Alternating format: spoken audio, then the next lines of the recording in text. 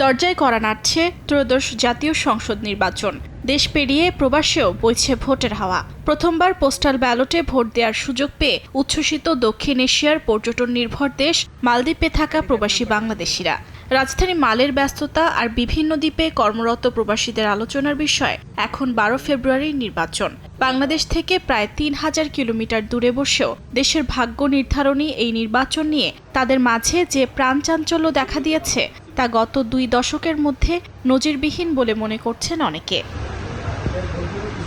প্রবাসীদের ভোট টানতে দেশের বিভিন্ন রাজনৈতিক দলগুলোর উল্লেখযোগ্য প্রতিশ্রুতি না থাকলেও ত্রয়োদশ জাতীয় নির্বাচনে প্রথমবারের মতো মালদ্বীপ থেকেই প্রবাসীদের পছন্দের প্রার্থীকে ভোট দিয়ে দেশের নতুন সরকার নিয়ে নানা প্রত্যাশার কথা জানিয়েছেন তারা। সবাই খুব উৎসাহ উদ্দীপনার মধ্যে, তার অনেকে অফিস থেকে ছুটি নিয়েও তার ভোটটা প্রদান করছে। সিলন টি রপ্তানিতে শীর্ষে।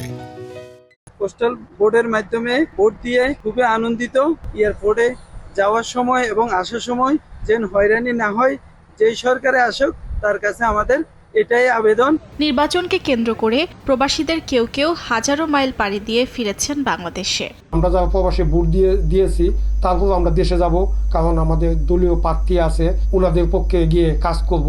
বাংলাদেশের উদ্দেশ্যে রওনা হয়েছি ভোট দেওয়ার জন্য। বিশেষ করে আমি আমার প্রার্থীকে দলীয়ভাবে আমার আসন থেকে যাকে প্রার্থী ঘোষণা করা হয়েছে আমি তার হয়ে কাজ করার জন্য যাচ্ছি। সিদ্ধান্ত নিলাম যে বাংলাদেশে যাওয়ার পর আমি আমার পছন্দের প্রার্থীকে ভোট দিব, এই আশা ব্যক্ত করে আমি মনে করেন যে দেশের উদ্দেশ্যে রওনা দিলাম। প্রথমবারের মতো ভোটাধিকার প্রয়োগের সুযোগ পেলেও বাস্তব জীবনের নানা সংকট নিরসনে কার্যকর পদক্ষেপের আশায় দিন গুনছেন অসংখ্য প্রবাসী বাংলাদেশি। সময় সংবাদ, মালদ্বীপ।